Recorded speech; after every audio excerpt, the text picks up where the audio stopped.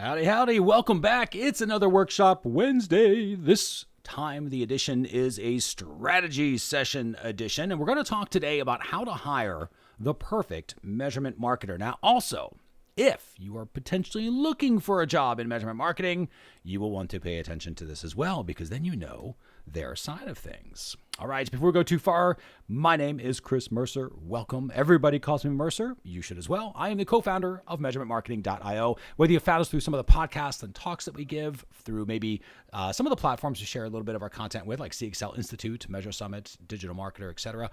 Maybe you're already a member over at MeasurementMarketing.io. However you found us, we are happy that you're here. It's our job to help people like you learn how to use these tools, and in this case, perfect the strategies, in this case, of adding somebody to the team. Now, we do have our flagship program. It is called the Measurement Marketing Academy. Anybody interested in training and actually learning this stuff, it is our just-in-time learning platform where everything measurement-oriented that you would want is most likely back there. So we'll talk more about that in a minute. But first, let's talk about one thing. Now, whenever we do trainings, we always think about one new idea, one new concept that we can get from this training. You take that, you build it, you make it a skill, then you come back or you watch this training, you will pick up another new one thing. That's how this operates. All right, let's go ahead and get officially underway. Strategy session. How to hire the perfect measurement marketer. Now, this is for those of you looking to hire, and it is definitely going to be useful if you are trying to get hired, because both sides we're going to talk about, but really we're going to focus mostly, I'm going to assume that maybe you're a person who is trying to add to your team, and you just need to be on the lookout for who the perfect measurement marketer is. So we're going to go ahead and dive right in, and we're going to start with where we always start these trainings, which is, of course, the measurement marketing framework, but we're going to go through it in a way that is very specific to this workshop. So, of course, the framework is 3 key steps: plan, build, and then you launch your measurement system. We are all marketing in the blind. We're trying to get to the point where the marketing is reliably growing revenues and profits. So how does this appeal, or how does this relate to us as somebody who needs to hire a measurement marketer? Well, remember, there are 3 key steps to measurement marketing. The first is planning out your measurement. So you need somebody that can be able to ask the right questions, know what information they need to collect to get those answers, and ultimately what actions are going to be taken based upon the answers they get. So if you need somebody for planning, keep in mind these specific keys to the planning step might be a different skill set than something else. Now, you may be looking for somebody that helps for your build. Like maybe you got the plan down, you're very comfortable with that, but you need somebody who understands how to get the platforms to measure for results, like, for example, setting goals in Google Analytics, stuff like that. Using traffic, in this case, maybe UTMs, right? Using how to be able to make sure that platforms can identify where the traffic is coming from. And this is the most important part. This is what most people think about when they're trying to hire somebody, is how to connect the dots, how to know that cross-domain measurement is broken and that the traffic attribution isn't happening and that traffic isn't really tying to the results that it's causing or not causing, right? That's a lot of where this measurement marketing implementation comes in. So whereas planning is more of a strategic mindset you might be looking for, implementation is more of the tactical stuff. That's in the build. So you might be looking for somebody in that stage. And then finally, think about the launch step. Now, ideally, maybe as a strategist, this is you doing this. However, sometimes as you grow in your own organization, you need to hire somebody else who can do this. And so you need somebody who understands when they have a story they can listen to and when they don't. We talk about the conversation all the time. We're listening to the conversation that's happening between the website and the user, right? Between your website and the user. There is a conversation happening there, and it's our job in the measurement field to be able to listen to their side of the conversation, so that on the marketing side, we can adjust the conversation to keep the conversation going. So listening is an important skill, but in order to do that, you have to know when you have something worth listening to. So that's where, again, that skill you might want to look for in a measurement marketer. Then there's the forecasting stage.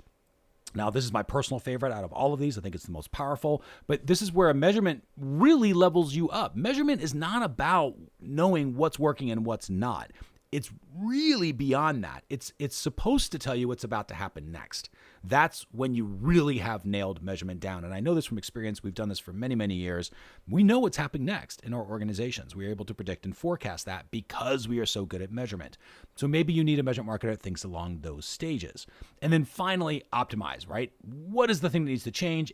Are we losing them on the ad? Are we losing them on the page itself? Is it the offer that needs to be adjusted? Does the funnel layout need to be adjusted? The design of the website website need to be adjusted? That's optimization, split testing, that sort of stuff will come in play there. So there are a wide variety of skills. Some are more strategy oriented, some are more tactical oriented. And that's why I wanted to go through the framework with you specifically for this workshop of how you need to look around and say, okay, it isn't just one person that's probably going to learn all this stuff, unless you're a very small company, in which case it might be, right? You might have that one person who's really good, but they're going to be harder to find. As your company grows, you probably aren't finding somebody who's doing all of these different steps and the keys within each step, but you're finding somebody who's really good at the story, or somebody who's really good at listening, or somebody who's really good at forecasting, and you start to dial down the skill. So again, it depends upon the size of your organization, what skills you're actually looking for. If you're a small organization, you've got less than a few people and you're just adding on, you need somebody that can touch each one of these points because you're going to need help and they're going to need to grow into them. So that's a different type of personality than somebody who is very, very focused on just setting up UTM structures, right? Because your company is so huge and you're setting them up just to do the email component of your measurement, right? That might be somebody who's a little more process oriented. So I mentioned that word process because I want to bring up this slide. This is one of my most favorite lessons in management. And it came from Dan Sullivan, who's a business coach in Canada. And he talks about this project versus process. And this was a good lesson for me personally as that manager, right? As that, in this case, owner of my organization. But managing the process and how I think as a hiring manager. There are only two types of people. One is a project person. The other one is a process person. And you have to be very clear on who you are trying to hire for. And if you're the one that's trying to be hired, which one are you, right? Which one are you? A project person, you can basically give them a blank whiteboard and say, design this thing. And they will love you because they can create and they can do their stuff and they can build out systems and they just love that stuff and they're awesome. And they are super happy. But if you give them that whiteboard with the layout already done, they might go through it once or twice, but if you basically say, hey, this blueprint is your job, and this is you just don't question, don't change anything, just keep executing on the same 3 steps over and over again, they're going to get very bored because they can't be creative. Project people need creativity. I am a project person. Process, on the other hand, is exactly the opposite. If you give them a blank whiteboard and say, hey, create the solution, they kind of go like, I have no idea what to do. I'm kind of freaking out here. It's very uncomfortable for them. It takes them a lot of energy to get that done, and it's an uncomfortable process. But a process, if you give them a whiteboard and say, okay, on this whiteboard, here's a layout we've already created. Here are the 7 steps I need you to follow. And if you want to improve them along the way, that's fine. But mostly I need you to follow these steps over and over again. They love you. That actually energizes them. So I am a project person. I love the blank whiteboard. That excites me. That energizes me in my job. If you give me a step-by-step process to follow, I might do it a couple of times, but it's going to get really boring for me and I'll eventually be good. I won't really be good at it. I need that project capability. However, there are people on our team. Junko on our team is exactly this person. She's a very process-oriented person. So she won't create something from scratch, but she can take an existing system and then improve it. But she needs those steps. She needs the process first. So the first thing you need to think about from a hiring perspective is, okay, are we looking for more of a project person who can create and make up the solutions, or do I need a process person who can just connect the dots and go through that process over and over again? They are two distinctly people. It is very rare. I have never seen anybody who's both ever, not even myself. I am, definitely project oriented. I can do process, but you do it a few times and after that it gets very boring for project people and they burn out. So project or process, and you think about that as it relates to this framework. Remember, you think about it as it relates to the framework. What part of the framework do you really need help with? Is it more on the project side of skills, or do you need it more on the process side where you've already got the plan, you just need somebody to build it out, right? That might be more of a process person. Whereas you're like, hey, I'm not sure. We just got this Measurement Marketing Academy membership and we need this framework implemented and we're not sure how to do it. That's a project person. So that's what the difference is between project and process. It's a very important first step when you're going to hire anybody. And especially, again, if you are the one being hired, you want to get a job, you are one of these two. Think about which one you are, which one naturally energizes you, which one do you think about and go, yeah, I would love to do that. Or, oh my gosh, that would be my nightmare if I had to do a process over and over again, right? There are people listening to this right now who go, a process over and over again? That is awesome. I'm your person. I can do this all day long. So think about which one you are, because that'll make sure you've got a good job fit as well.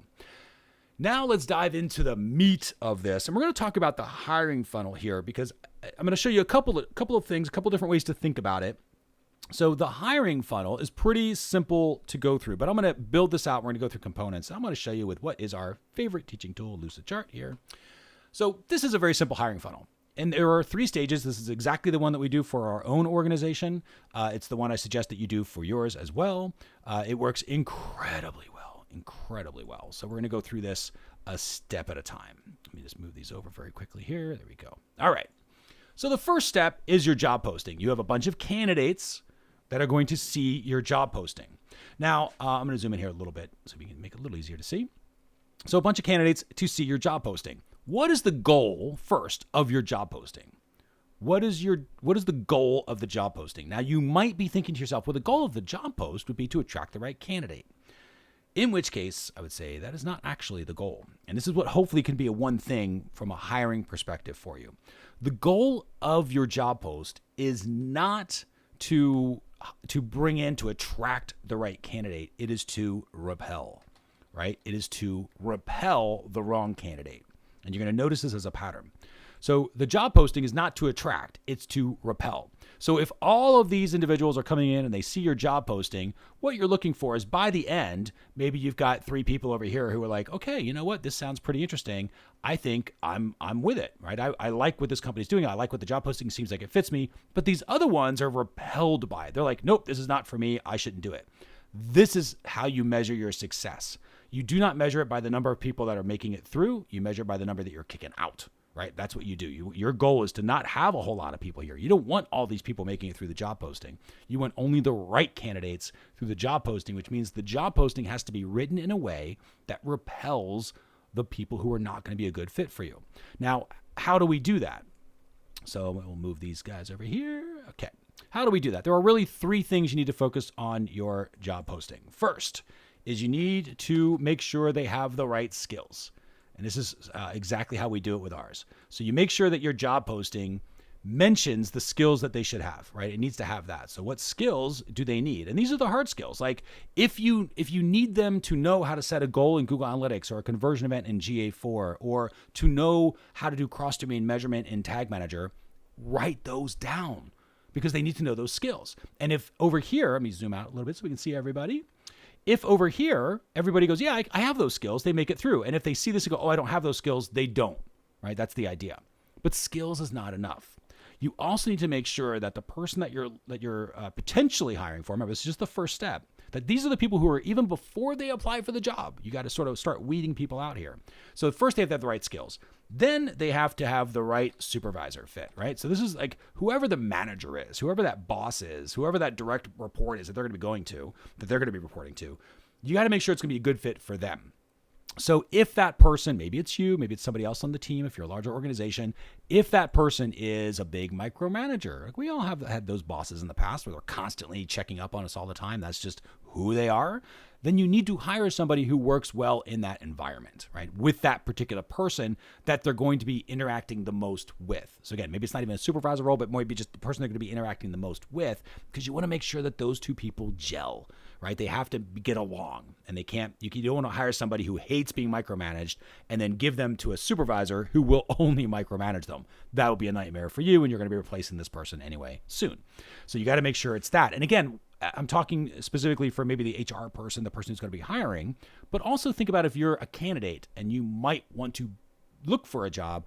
Okay, well, what type of person would I want as a good boss, right? That sort of stuff. That's what we're looking for here. And that should be in the job posting, right? Here's the type of person you'll be working for.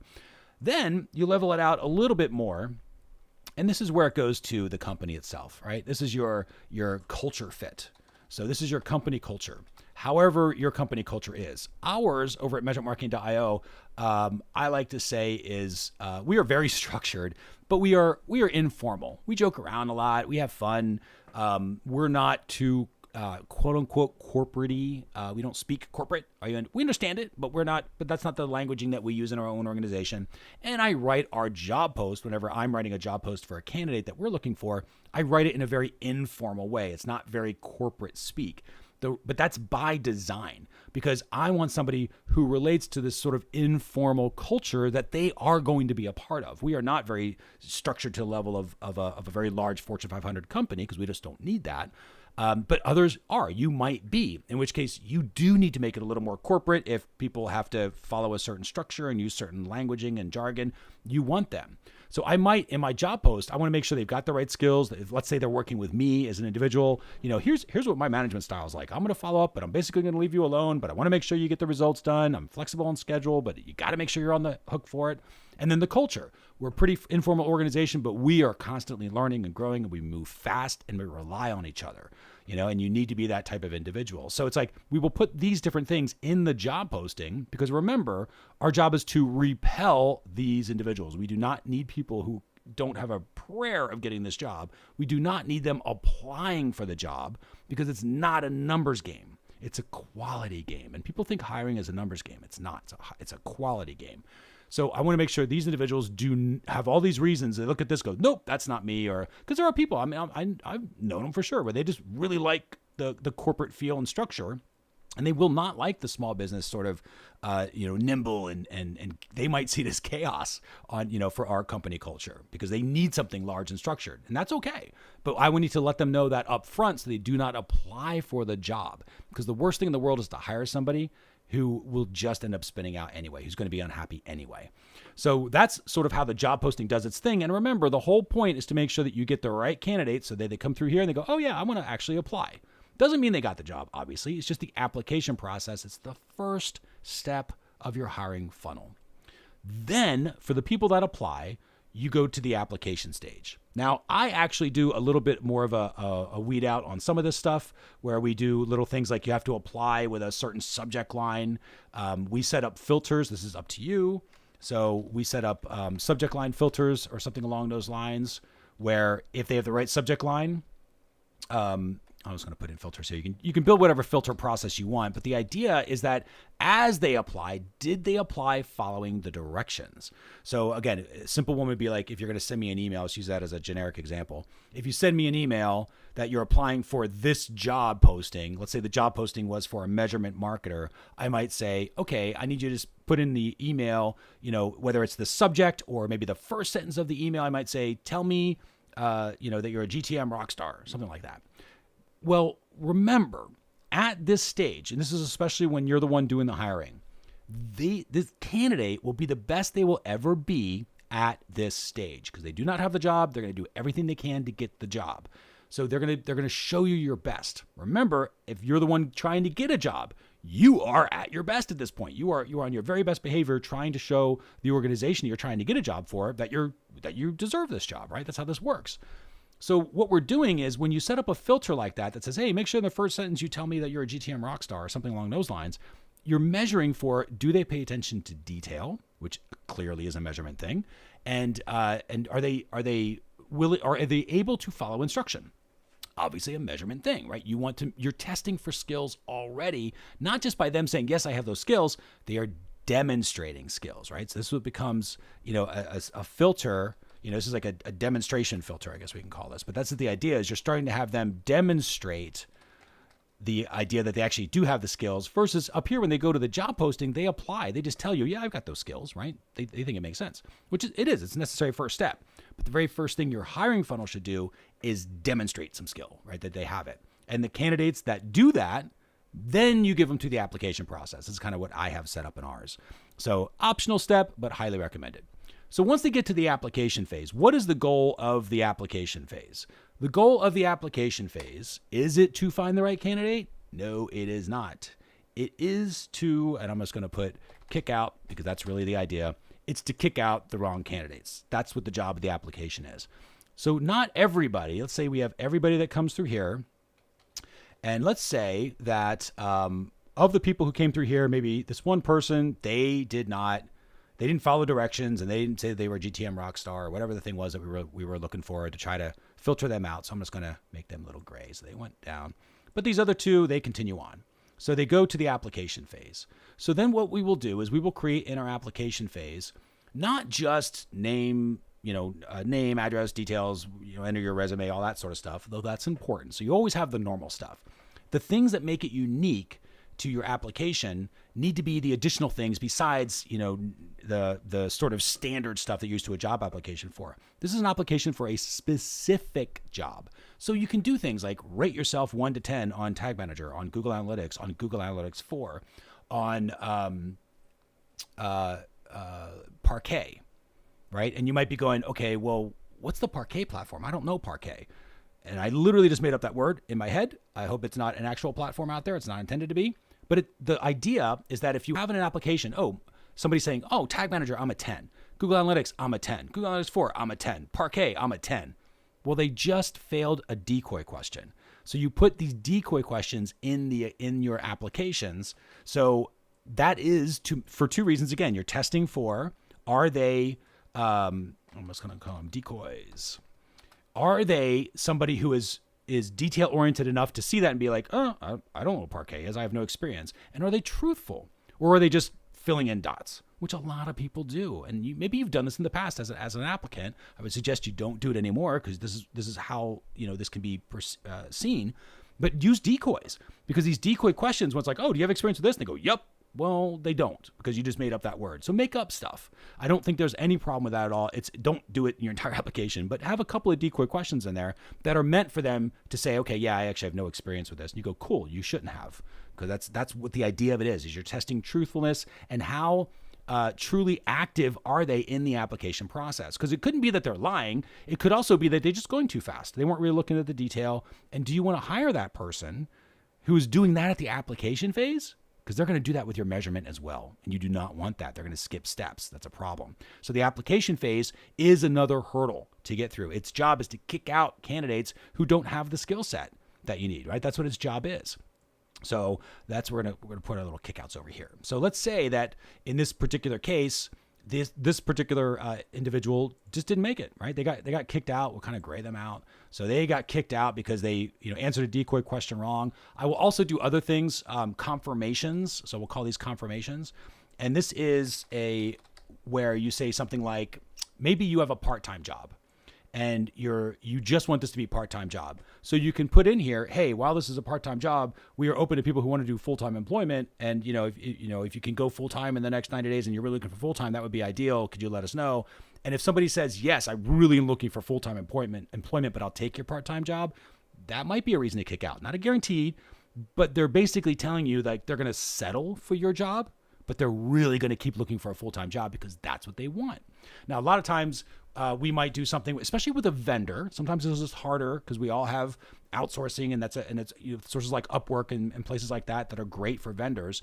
And so if you have a vendor where it's like, hey, we want you as a full-time vendor for our company focused on our organization, but we're open to you working for others. Are you, did you want to work with others too? Just to let us know. And they say yes, but that's not what you're looking for. That would be a kick-out confirmation, right? It's a reason to not move them forward. You can also confirm on salary requirements. Maybe the job posting said you had a certain salary. Again, it's going to be completely different based upon your currency. But whatever the salary is. And then if they say, yeah, but I want double what you offer in the job post, again, that might be a kick out, right? May not, because there's reasons where it's got a little gray area here, but you're looking for reasons to say, okay, this person should not move forward. I do not need to give them an interview. So it's these decoy questions that are important, right? Where you're looking for them they're just filling in dots, or they're going too fast and they're clearly not paying attention, or they're just lying. The other thing, which again, I don't default to people who are lying. I think most of the time it's they're going too fast is what happens. But the decoy questions, another thing you're looking for is in this self-rated scale of 1 to 10 questions, if everybody's a 10 at everything, that's unlikely. But if there's 7 here, if there are 10 over here, if there are 2 over there, if there are 5 on this thing, that's good. You're looking for that bouncing around because it means they really thought about it, right? So that's what you're looking for in the application process. And you could set those up in a simple Google form or Typeform, whatever you use for your own application software. But that's what it's designed to do. Yes, collect the basic details. They're in your system, but really to demonstrate they are the person you want them to actually be. So in this case, we've got, our person who then makes it through to the interview. And then I'm going to give you the interview questions. Of course, what's the goal here, right? What's the goal here? So the goal here is to get them out again, right? Kick out again. That's what our goal is. Our goal is not to interview them to figure out if they are the right candidate. our goal is to assume they are the wrong candidate. And I know that sounds harsh, but it will help your mindset, because a lot of times you'll see a resume and you go, "Oh, well, they seem to have the skills, but their job time's not very good." Or they seem to have the skills, but they didn't fill out the application correctly. Or they seem to have the skills, but they didn't do that, our demonstrate filter job up here. They didn't really apply the correct way. And you start to make excuses for them, and you start to fit round pegs into square holes, which is a problem. It's a challenge because they will inevitably fail. They will inevitably fail in your organization. That's not good for you, but more importantly, it's not good for them. They have a happy home somewhere. It's okay if it's not with you. So your job in the interview process is, again, to weed them out, to kick them out. So how do we do that? I'm going to give you the biggest thing I can give as a phrase, and then we'll go on to a skills map here.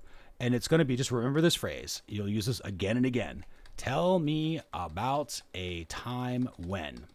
And so what you're looking for here, so tell me about a time when, and then you're looking for a specific answer that is personal experience. Not what would they do in this scenario, because they're making up a fake answer to a fake situation. It's tell me about a time in your past where this thing happened. What was it? How did you handle it? What did you do? And you go into great detail. Tell me more about that. Well, how did they react? What happens when this happens? And you want them to tell you real world experience. And that's how you get them to be a successful interview. And only at that point, when they pass a successful interview, is it something where, assuming all else makes sense with salary and hours that you need them, as part of your team. Sometimes there's hours. We have multiple, around the world with different time zones we have to manage. So we got to make sure they're here during certain windows and all of that other stuff, which again would be in the application. It's part of the decoys and confirmation questions you can ask. But assuming all things make sense and there's no reason to kick them out, right, then it's okay. The other thing to look for is job time. If somebody's switching jobs all the time, you might want to be aware of that because they're showing you a pattern, right? Don't just say, oh, well, they just haven't found their home. When they find our company, we're going to be amazing. They're going to stay with us forever.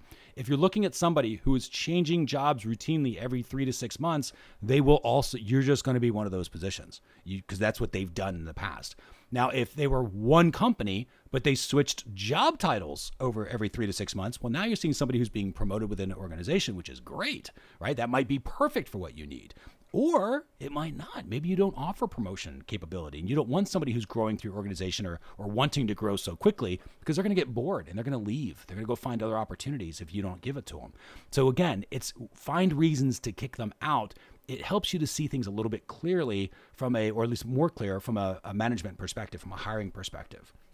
So let's talk about more of the skills we're looking for. This is how I do this. I kind of do this in my head now at this point, but I wanted to give you a model that you can use to sort of think through this. And again, think about not just the person, if you're the person hiring, but maybe you're a potential candidate in the future. Maybe you're looking for a job now or in the future. How would you handle this? Like being on the flip side of the table, sort of understanding how this could happen. You want to make sure you are able to tell your story. So the key to remember is they already are. So I put in here, already are. This is the biggest number one hiring tip of all time that I can give you is when you look at a candidate, you do not look at a candidate and say, I think they can do this. You look at the candidate, and you're not trying to find a candidate who can do the job. You really aren't. You might think that, but you're not. What you're looking for is a candidate who already is the job. They're already doing this work. They're just doing it someplace else. And now your job is to get them to come work for your team, but they're already doing the job someplace else.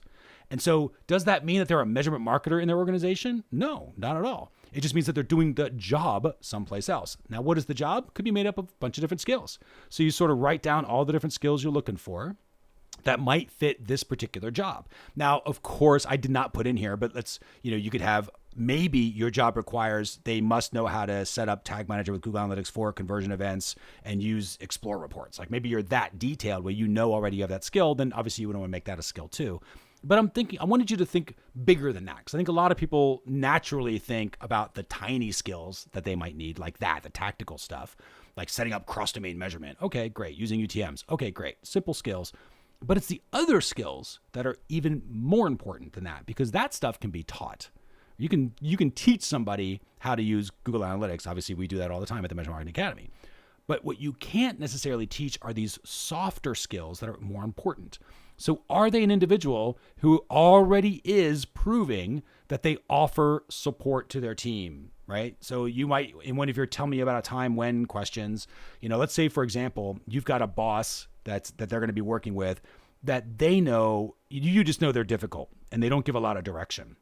So you might say, well, tell me about a time when you've worked with a supervisor in the past where they've given you very little direction, but you were responsible for making sure the result happened. What was that project and what did you do? And tell me more about that, boss. And they'll tell you about it. And what you're listening for is all these different soft skills. They might say, well, I had a challenge because they gave me this issue to solve and they didn't know what it was. And so I had to do some sleuthing. I had to actually research. And we started going, oh, they already are research skills. So that's a yes, right? They do research. And I had to come up with a solution. So it's like, okay, I'm a problem solver. They're demonstrating problem solving skills now. And I had to actually create a system, and you'll hear this. You'll hear them actually say this as they go through. Now you can go into more detail and then say, well, tell me about that system, right? Tell me more about that. And they might say, well, that particular system, I used Lucidchart as a tool, and then I had to put it into Asana, and then we had to plan out this whole thing. Now you start to understand structure, their structure and logic, right? They already are structure and logic. It's not like they can learn structure and logic because that's not true. They have to be that person. And so when you're hiring a candidate, that's what you're looking for. Are they already that person? And think about who you are. Again, if you're on the flip side of this and you might be a candidate for somebody else, what are you most comfortable with? Get used to those tell me about a time when questions and prepare some of them so you can explain to the hiring manager what it is, right? Here's what I specifically did, and it demonstrates what specific soft skills that you have. Again, there might be a thing where, you might need somebody who's like, well, tell me about a time when you got direction, but you didn't get enough and you could not move forward. What did you do? Now there's two things. Some people say, well, I just didn't know, so I just asked for a different project. That's an adequate answer. It's probably not great for the situation that I'd be hiring for, but I would certainly understand that's one way of handling it. Somebody else might say, well, I actually had to go through and there's a support system we would go through and I would actually ask for my boss. I sat down one-on-one with them and we went through great detail. Oh, okay. So they already are a person who asks for help, right? They already are a person who asks for help. And then and you're looking for these patterns in these conversations, in these tell me about a time when questions that you're asking them. You're listening for all of these different skill sets. And you might find like, hey, there's something where it's like, well, I had this one issue, but it wasn't my fault. It was my boss's fault. I did all my part fine, but then I gave it to my team member and they dropped the ball. And you start going, okay, are they a person who takes responsibility? Nope. Right? Which again, I understand the answers. I'm not arguing with the answers. I'm certainly not saying that they should lie because that'll come out in other questions because it's really hard when you do this as a hiring manager. You'll easily be able to figure out people that are really trying to pull the wool over your eyes, so to speak. But in the stories, I understand this person is not somebody who will be the first one to take responsibility, right?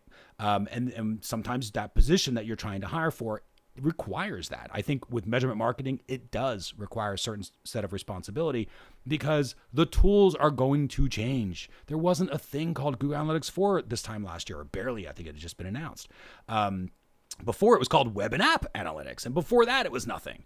And so you want somebody who understands like, okay, well, it's not my fault that this thing was called App and Web, and then I had to change everything because Google called it now Google Analytics 4, and now new systems came out and new enhancements to Google Analytics 4, so now I have to change stuff again. They don't blame it on Google. They're like, well, this is it's my responsibility. I coded it wrong in the beginning, or I coded it in a way that wasn't great, so I improved it because I'm a problem solver, and that's what you're looking for. You want somebody who does that. And so you sort of do this. And again, sometimes it might be like, hey, I didn't hear them say anything about spreadsheets, so you might want to ask a specific question about that. I didn't hear anything, or maybe the things you didn't hear about were them, how they play around with team. Maybe you want to dive more into their experience. Remember, they don't have to have experience as a measurement marketer. And I know that sounds weird because it depends upon what you are looking for. That's why it's very important to think through that framework and say, okay, what part of the framework am I trying to get and what size organization are you? But they might not have the direct experience. However, you might be trying to hire somebody because you can't hire for the salary requirement. You might be able to hire an experienced measurement marketer. So maybe you want to hire somebody who is a measurement marketer, but They just don't have the experience yet. They haven't learned it yet, but they have all the skills. They got all the parts and pieces that a good measurement marketer has. All they need is training. So either you offer them that or you send them to the Measurement Marketing Academy and let us help you with that. But either way, now it's okay. If they just don't have the experience, that's not it doesn't have to be a big deal, right? It might be, because you might need to have somebody that hits the ground running tomorrow, in which case they would need experience. But if you've got 90 days to ramp up, you're like, hey, we've got the right people. We're hiring for character and we can train for skill. So that's sort of how you think about this, is you write all of the different skills, the soft skills and the hard skills, the tactical skills, like again, setting up a goal in Google Analytics, things like that. And you would do a tell me about a time when question to help elicit the response that hopefully they're going to tell you they already are this person. So for example, with a hard skill, tell me about a time when you set a goal in Google Analytics and it wasn't working. What did you do and how did you address it? Well, one time I set this goal because we had this lead campaign going on and the developer had changed the lead campaign and it broke the goals. So it was my job to go back in there. I noticed it because the reports were wrong. Well, now what are they saying? They're saying they're proactive, that they take action. And you go, cool, they're proactive. They already are this person. They didn't have to be learning to do that. They already are that person. And that's the type of person we want on our team.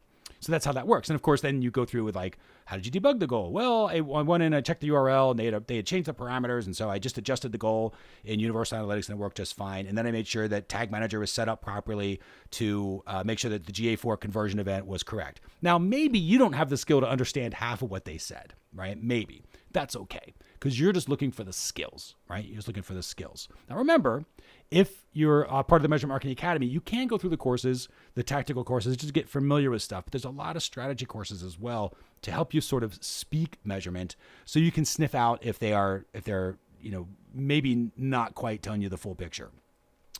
But you can get a lot from this pattern. So again, if we go back to the funnel, just to recap that very quickly, the job of every step in the funnel is to move people out of the funnel, not to move them through. And as marketers, we normally think people have to get through the funnel, but that is not the case when you're hiring. Every step in the hiring process is designed to keep people from going through. It's the opposite of what you think a conversion rate should be. Your job is to convert everybody out of that step. So if nobody applies to your job posting, okay, like that's not great, but maybe you got to put that job posting someplace else. Maybe you look at the job posting and say, maybe there's a salary issue. Like maybe you're not paying enough, or maybe the hours are off or something else, but clearly it's repelling too many. And then you can loosen it up a little bit to get the people in there. Then you go to the application and then your filtering process along the way. And your job is to filter out more individuals. You don't make excuses for the people who fall for decoy questions. If they fall for them, like it's not great, but this is the best they will ever be. And if they are falling for decoy questions here, they will fall for decoy work in your organization. They're going to gum things up. And so it's okay to have that happen. And for me, that's a success when we have that happen. And then people that do fill out the application and go through it properly, which you will see, that's how you know, you're like, oh, actually, this is such a better candidate, because that's the one you're going to focus your effort on in the interview process. And again, the interview process, your job is to basically move them on so they can go find a job someplace else. That's your job. Help them get a job someplace else, not your company. However, in this process, when you go through all this tell me about a time when questions and you're kind of doing this skills map thing in your head or on a piece of paper, you can just write it down, pretty simple. And you're measuring for, are they already this skill? Do they already have these skills? You will find one of them makes it through. Maybe a couple of them make it through.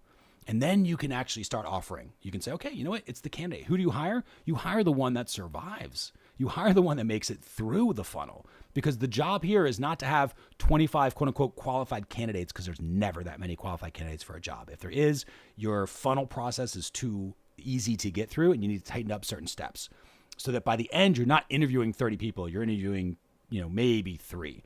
And then one of those will make it through and you go, or let's say 3 to 5. And maybe you've got 1 or 2 that make it through to where you actually have to consider giving them an offer because they deserve it. They are the right candidate. They made it through the funnels because they didn't get kicked out by the job posting. They didn't get kicked out by the application. They didn't get kicked out by the interview. Therefore, they are one of you. They are part of your team already. They're just not technically on your payroll yet or getting paid by your organization. So that's how you think about the hiring funnel. It will save you a ton of time when you go, technically you can use this for anything besides measurement marketing, but it will absolutely save you a ton of time when it comes to measurement. And this will too, because sometimes as a hiring manager, we don't have the tactical skills that we need so we can't tell if they're lying to us about how to set up a goal in Google Analytics or Tag Manager, because maybe you don't know how to use Analytics and Tag Manager. So you don't know if they just read a blog post before the interview and they're just repeating what's on that blog post, but they've never done it before. But as a hiring manager, you absolutely can dive into these "tell me about a time when" questions, because you'll start to hear them mix things up. The stories start changing, kind of like, a little of the interrogation. You think about these old cop movies, the interrogation of the police officer thing. And again, I'm not trying to say that you need to do that on your interviews. It shouldn't come across like that. But what I am saying is you will see the story change, and you'll just make little notes like, oh, that's not what they said happened earlier. Oh, that's not how they said they did the goal last time. Oh, maybe they don't really know this. And you can then talk to somebody maybe specific in your organization that has those skills if you want to get a little more help on that.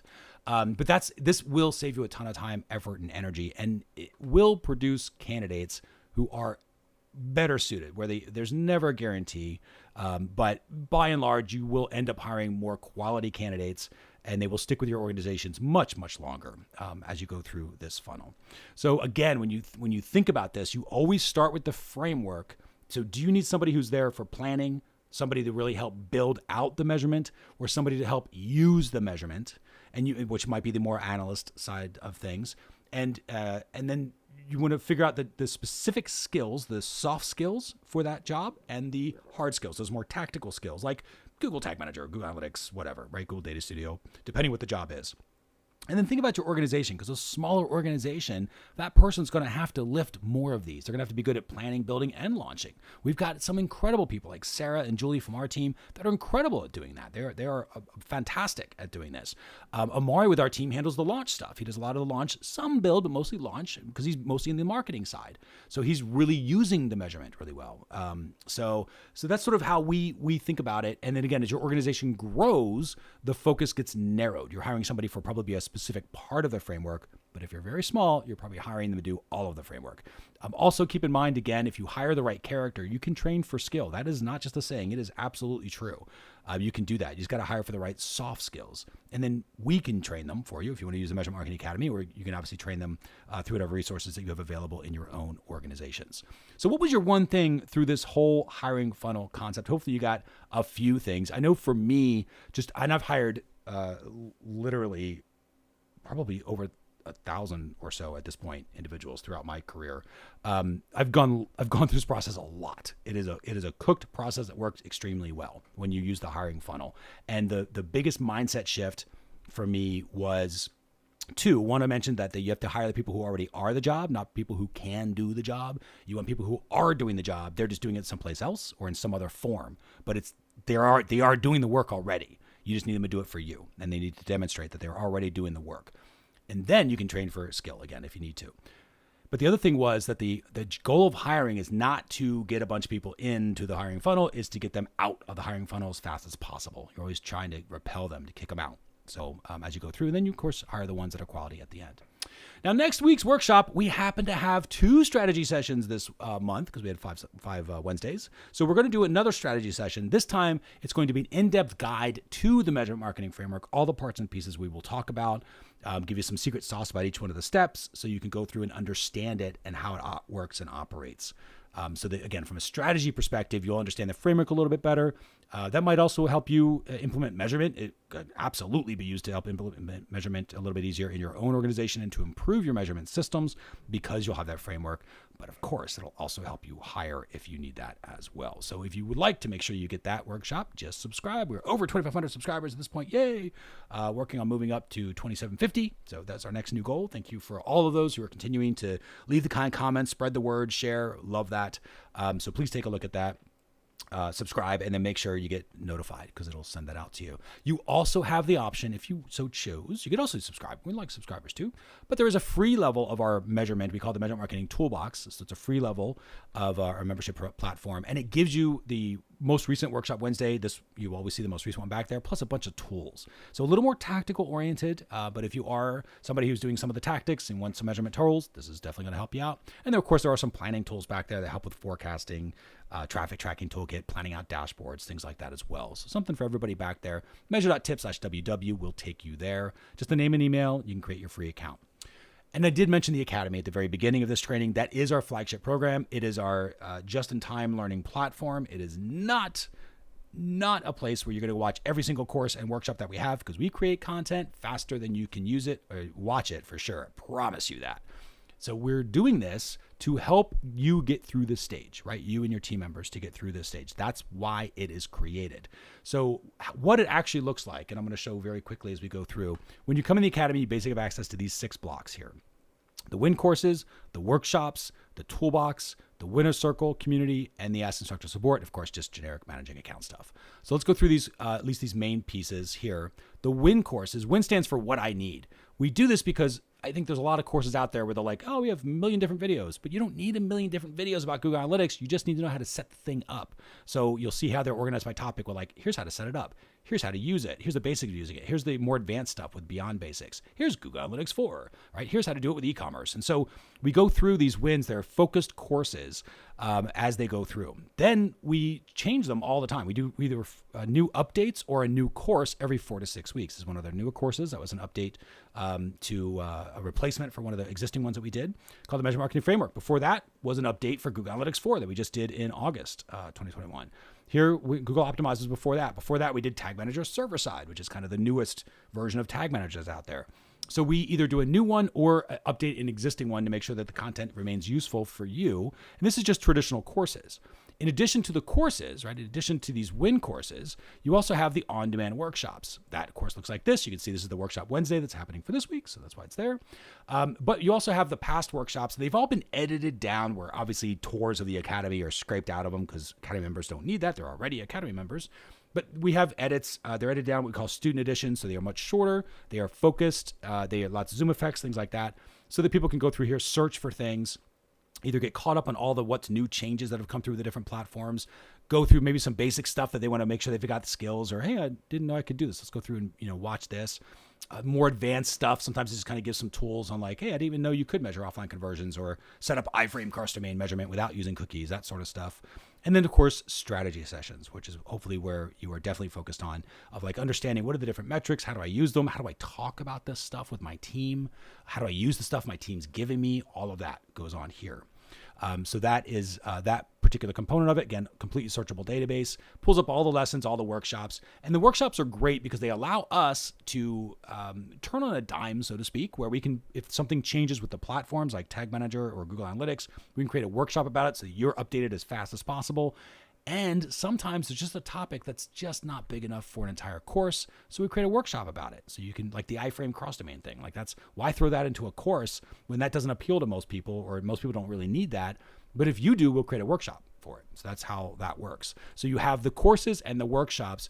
And the courses, I want to emphasize, there are a lot of courses back here. This is organized by date, but there's a lot of courses back here. And again, if we go back over by topic, you've got Tag Manager. There's other courses on Tag Manager. We've got dashboards and reporting courses around how to track funnels and Google Data Studio basics, knowing your numbers, which numbers are important, strategy session courses around, how to build a plan, how to actually forecast, how to, obviously the framework itself, how to actually optimize. So individual courses that help with all of that are back here. They are here just-in-time learning. So it's on demand, there for you when you need it. Your job is not to come through here as a new Academy member and go through all these courses. That is just going to be overwhelming and frustrating. Start with the framework. That is always the first course to start because it puts everything in context. And then you take the courses that you need based upon where you're at. All right, so we've got win courses and on-demand workshops. The toolbox, just a bunch of resources. These are also the ones we give out for free. So toolbox members, that free membership, measure.tips/WW, you can get these all for free. But Academy members get access to the Get It Done guides. So we create additional pieces that are like little craft kits when it comes to measurement. And we show you like how to use, now that you know Tag Manager and Google Analytics and Google Data Studio, here's how to combine them in new and cool and interesting ways that are very useful to create certain reports or certain projects in your own organization. So we pop those back here. That's exclusive to Academy members. Nobody else gets that but you as an Academy member. The community, this is the winner circle here that I was just showing. So this is the community, this little miscellaneous talk, and then based on topic, we will open these out. I'm positive we will have a job board shortly back here as well, because it's been a popular request, especially for things like this, right? People looking for help. So you can post back here, you can leave responses. There's lots of different things that are back here that can help people out, building their business, running their organization, getting help on specifics of Tag Manager analytics, Data Studio, dashboards, whatever it happens to be, just strategy questions. Lots back here. It's a way for you to help your peers, for your peers to help you. Everybody back here has different super skills, but they all speak measurement marketing. They all understand the framework and they're working through it as well as you are. So it's a great place to meet, grow networks, etc. That's the community. Most of our users use this for their help, which is Ask Instructor Support. That is consider this more of like a one-on-one where it's your team and our team. So whatever questions you ask goes to our team of instructors, and you can pop in your question, your screenshots and videos. We love screenshots and videos. You can just drop the links in here and then show us and kind of think of like an over-the-shoulder view. If you could virtually call me over to your workstation and say, hey, here's my setup. This is what my company looks like. I've got these places, these people in place, but we're missing out on the framework here. Our story's not good. So who do I hire for that? What specific skills would I need for that? You can ask an instructor. They will help you because they do this work all the time. They know better than anybody. So they can help you with strategy questions like that. And if you're somebody who's like, well, I use Tag Manager all the time and I'm having a problem with this goal or setting up GA4's e-commerce with Tag Manager because it's not quite working the way I thought it was. Here's my setup. Where did I go wrong? Well, the instructors can also look at your setup, right? Just share your entire screen, walk us through your setup, what it's supposed to do and how you're testing it. The instructors will then go back and they'll do two things. One is they'll say, oh yeah, check this box, it's good. But their job is to teach you, to make sure that you have the skills necessary so that you don't have to keep asking them questions. You want to make sure you have the skills in-house, internally, that you build the measurement muscle. That's what's important. So they will maybe sometimes recommend a certain training. So they might give you an answer and then say, hey, watch this video so you understand how we got that answer so that the next time you've got that skill and you can help people out like in Winner Circle or something along those lines and move through the framework on your own. So that's Ask an Instructor Support. You get access to all of that. Manage accounts, really just standard upgrade, downgrade stuff, reaching out to support like you might think it is already.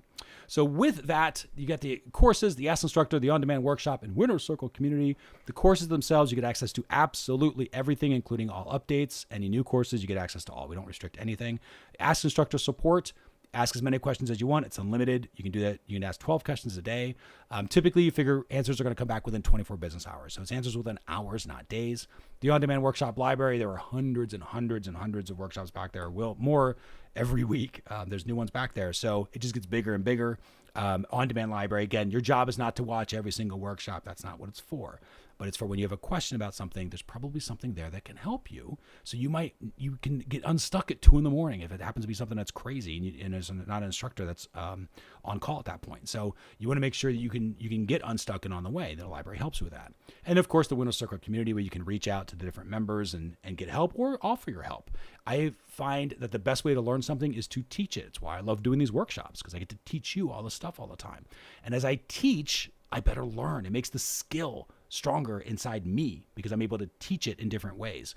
So in Winner Circle, it gives you an opportunity to teach other peers as well, which again, selfishly, it helps you. It helps make sure that you've got that skill really in-house as you go through. So definitely encourage you to use that as well.